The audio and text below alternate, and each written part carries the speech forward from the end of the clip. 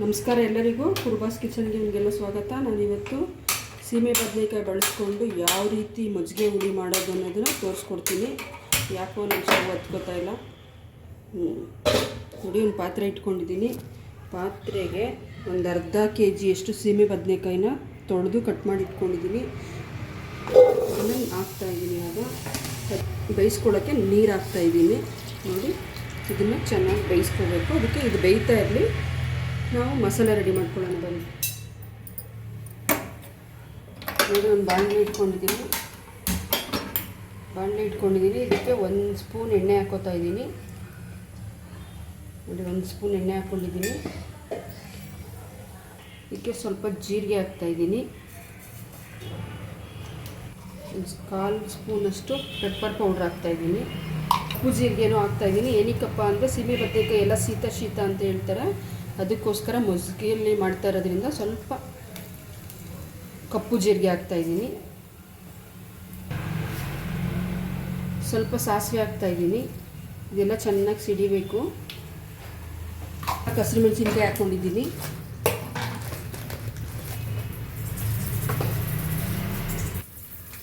ಒಂದು 4 ಹಸಿರು ಮೆಣಸಿನ್ಕಾಯಿ ಹಾಕ್ಕೊಂಡಿದ್ದೀನಿ. ಈಗ ಇದಕ್ಕೆ ಒಂದು ಸ್ವಲ್ಪ ಶುಂಠಿ ಹಾಕ್ಕೋತಾ ಇದ್ದೀನಿ. ಎಲ್ಲ ಎಣ್ಣೆ ಚೆನ್ನಾಗಿ ಫ್ರೈ ಮಾಡ್ಕೋಬೇಕು.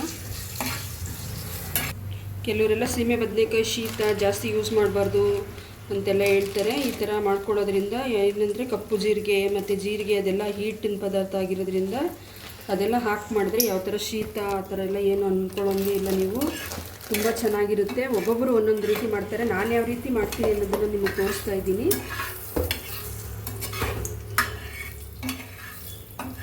ಆಮೇಲೆ ಇದಕ್ಕೆ ತೆಂಗಿನ ತುರಿ ಹಾಕ್ತಾಯಿದ್ದೀನಿ.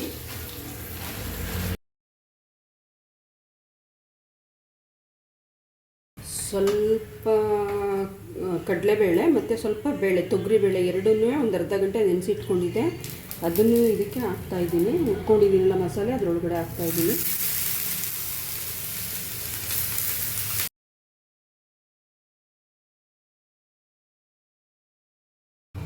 ನೋಡಿ, ಒಂದು ಕಪ್ಪಷ್ಟು ಮೊಸರು ತೊಗೊಂಡಿದ್ದೀನಿ. ಇದು ನನ್ನ ಮನೆಯಲ್ಲೇ ಗಟ್ಟಿ ಹಾಲಲ್ಲಿ ಎಪ್ಪಾಕಿಟ್ಕೊಂಡಿರುವಂಥ ಮೊಸರು. ಈ ಟೈಮಲ್ಲೇ ಹಾಕೋದ್ರಿಂದ ತೆಳ್ಳೆ ಆಗಲ್ಲ, ನೀಟಾಗಿ ಮಸಾಲೆ ಚೆನ್ನಾಗಿ ಬರುತ್ತೆ.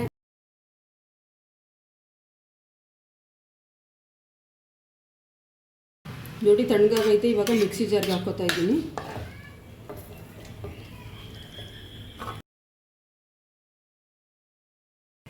ಮತ್ತೆ ಅದೇ ಬಾಣಲೆನ ಇಟ್ಕೊಂಡು ಅದಕ್ಕೆ ಒಂದೇ 1 ಸ್ಪೂನ್ ತುಪ್ಪ ಹಾಕಿ ಒಂದು 4 ಕರ್ಬೇವಿನ ಸೊಪ್ಪನ್ನ ತುಪ್ಪದಲ್ಲಿ ಚೆನ್ನಾಗಿ ಫ್ರೈ ಮಾಡ್ಕೋಬೇಕು.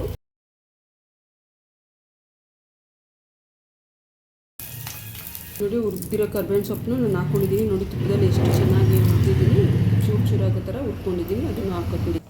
ನೋಡಿ, ಸೀಮೆ ಬದನೆಕಾಯಿ ಬೇಯಕ್ಕಿಟ್ಟಿದೆ. ಅದು ಬೇಯ್ತಾನೆ ಇದೆ. ಅದೇನು ಜಾಸ್ತಿ ಹೊತ್ತು ಬೇಯಿಸುವಂಗೆ ಏನಿರಲ್ಲ, ಬೇಗ ಬೆಂದೋಗುತ್ತೆ ಸೀಮೆ ಬದನೆಕಾಯಿ.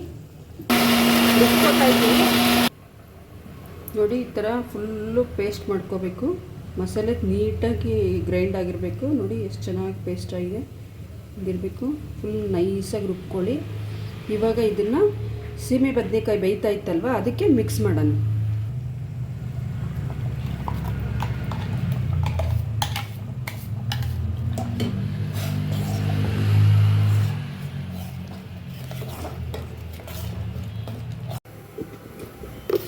ನೋಡಿ, ಉಪ್ಪು ಹಾಕ್ತಾಯಿದ್ದೀನಿ. ರುಚಿಗೆ ತಕ್ಕಷ್ಟು. ನೋಡಿ, ಕುದೀತಾ ಇದೆ. ರುಚಿಗೆ ತಕ್ಕಷ್ಟು ಉಪ್ಪು ಹಾಕ್ತಾಯಿದ್ದೀನಿ. ಇದೆಲ್ಲ ಅದೇ ಪ್ಯಾನ್ ಇಟ್ಕೊಂಡಿದ್ದೀನಿ. ಇದರಲ್ಲೇ ಒಗ್ಗರಣೆ ಕೊಡೋಣ. ಇವಾಗ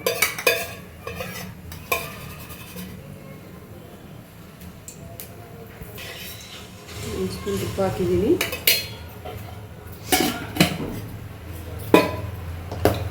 ಸ್ವಲ್ಪ ಜೀರಿಗೆ ಹಾಕ್ತಾಯಿದ್ದೀನಿ.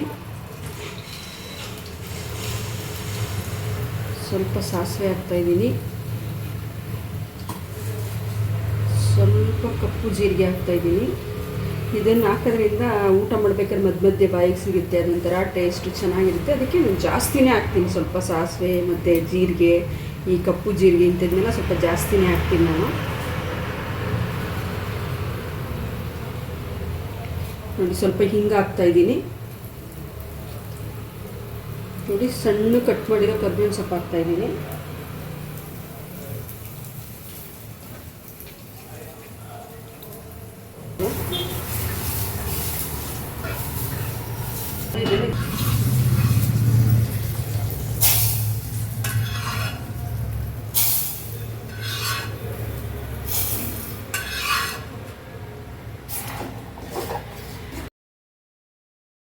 ರೆಡಿಯಾಗಿದೆ ನೋಡಿ, ಕಲರ್ಫುಲ್ಲಾಗಿ ಹೆಂಗಿದೆ ವೈಟಿಗೆ ನೋಡಿ.